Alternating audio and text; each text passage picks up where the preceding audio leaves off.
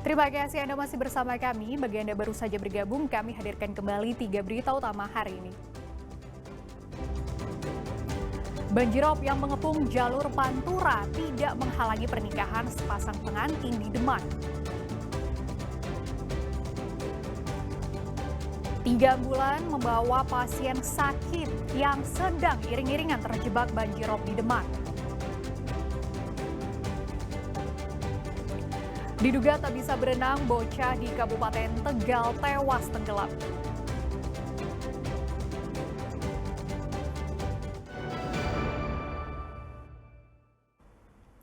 Sesosok mayat ditemukan tergeletak di tepi jalan menuju gerbang masuk tol Jatingaleh, Kota Semarang. Polisi menduga jasad tanpa identitas itu merupakan pemulung.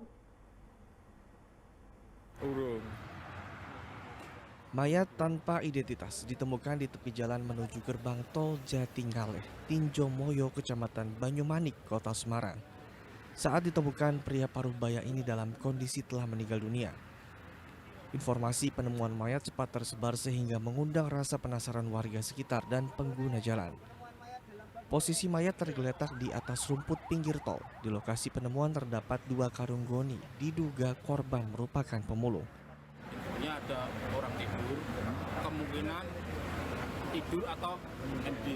Itu aja setelah dicek kondisinya sudah. Ternyata pemulung ya mas, pemulung. Ternyata pemulung ya. Tanpa identitas. Kayaknya itu mulung ya mas. Iya, pastinya pemulung. Yang jelas tidak jalan tarung kan? Tidak. Polisi dan tenaga medis masih memeriksa identitas korban. Mereka turut menyelidiki penyebab kematian korban. Setelah dievakuasi, jasad korban dibawa ke kamar jenazah RS Karyadi. Agus Hermanto melaporkan dari Kota Semarang. Diduga tidak pandai berenang, seorang bocah di Kabupaten Tegal meninggal dunia saat berenang di Sungai Rambut. Sebelum meninggal dunia, korban sempat ditolong temannya, tetapi pertolongan itu tidak berhasil sehingga korban tenggelam. Tim SAR gabungan bersama warga mencari jasad seorang bocah bernama Zulfadli di Sungai Rambut, Jatinegara, Kabupaten Tegal. Zulfadli yang baru berumur 13 tahun tenggelam saat berenang bersama 3 temannya. Diduga korban tak pandai berenang sehingga saat terseret arus ke tengah sungai yang dalam, korban tenggelam. Ketiga korban sempat menolong Fadli, namun karena takut penyelamatan itu akhirnya sia-sia. Setelah dilakukan pencarian, jasad korban akhirnya ditemukan dengan kondisi sudah tidak bernyawa. 4 anak mandi di Sungai Kali Rambut dan 1 orang tenggelam dikarenakan tidak bisa berenang. Anak berempat itu mandi, kemudian ada salah satu yang tenggelam, kemudian sempat temannya menolong, kemudian korban dinyatakan hilang. Sebelum meninggal dunia, bocah asal desa Duku Bangsa Jatinegara awalnya disuruh oleh kakeknya membeli bensin. Namun bukannya beli bensin, korban justru berenang di sungai bersama 3 temannya tanpa sepengetahuan sang kakek. Tadi kan mau membeli bensin pak, jadi nggak taunya ini langsung pergi. Saya sih nyuruhnya beli bensin, kalau nggak ada bensinnya beli bensin nih. Nah terus tahunya mandi di sini?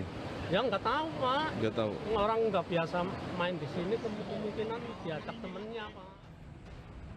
Usai divisum di Puskesmas Jatinegara, jenazah diserahkan ke pihak keluarga.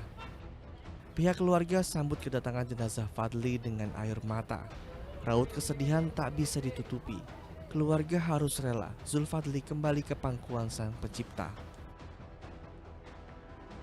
Kuncoro Wijayanto melaporkan dari Kabupaten Tegal.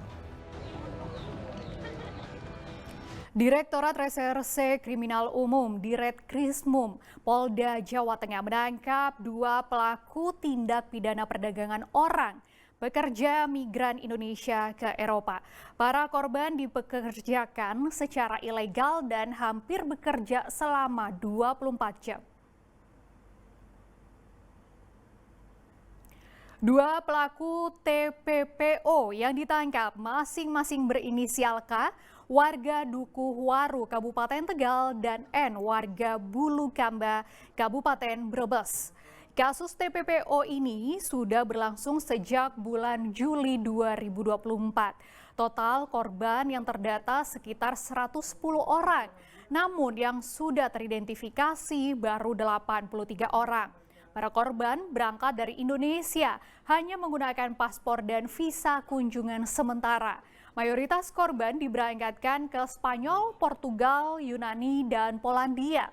Para tersangka kerap mengiming-imingi korban dengan gaji besar. Kasus ini terungkap dari laporan 2 korban yang sempat dikirim ke luar negeri dan sempat berhasil pulang ke Indonesia. Dari data Polda Jawa Tengah, total kerugian seluruh korban mencapai 5,2 miliar rupiah. Polisi masih menelusuri sindikat perdagangan orang serta keberadaan puluhan pekerja yang telah dikirim oleh sindikat ini ke luar negeri. Jaringan, karena begitu sampai di luar negeri, ya itu ada yang menjemput dan mengakomodasi mereka itu. Karena itu jaringan. Nah ini sedang kami proses penyidikan.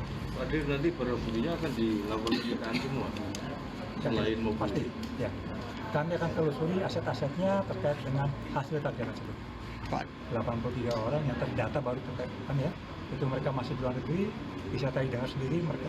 Ya pekerjaan mereka ya serabutan saja, hanya untuk memenuhi kebutuhan hidup makan minum. Diduga menipu dan menjual rumah tanpa penyerahan sertifikat kepada konsumen.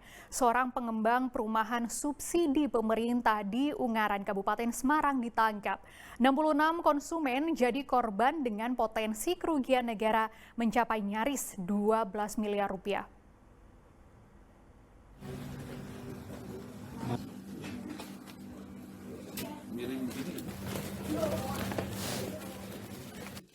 Para korban umumnya dimingi-mingi kepemilikan unit rumah subsidi Ungaran Asri Regensi di Desa Kalongan, Kecamatan Ungaran Timur melalui perjanjian pengikatan jual beli atau PPJB. Namun konsumen tidak pernah mendapat sertifikat rumah, padahal sudah dibayar lunas. Ironisnya, sertifikat rumah malah diagunkan pengembang ke Bank BTN untuk memperoleh pinjaman. Tersangka atas nama Billy Murwantioko, Direktur PT Agung Citra Kastara, akhirnya dilaporkan konsumen ke Polres Semarang dan Polda Jawa Tengah pada 30 April 2025. Tanggal 5 Mei lalu, ia ditangkap dan 19 Juni 2025 dilimpahkan ke Kejaksaan Negeri Kabupaten Semarang. Tersangka langsung ditahan selama 20 hari di Lapas Ambarawa. Tersangka Saudara Billy Murwantioko bin Purdiono selaku Direktur PT Agung Citra Kastara telah memperdagangkan unit perumahan yang tidak sesuai dengan keterangan yang tertuang dalam dokumen PPJB, bahwa konsumen akan mendapatkan haknya berupa sertifikat, namun faktanya yang bersangkutan tidak menyerahkan sehingga masyarakat dirugikan. Berupa sertifikat rumah konsumen diagungkan oleh pengembang kepada Bank BTN guna memperoleh pinjaman.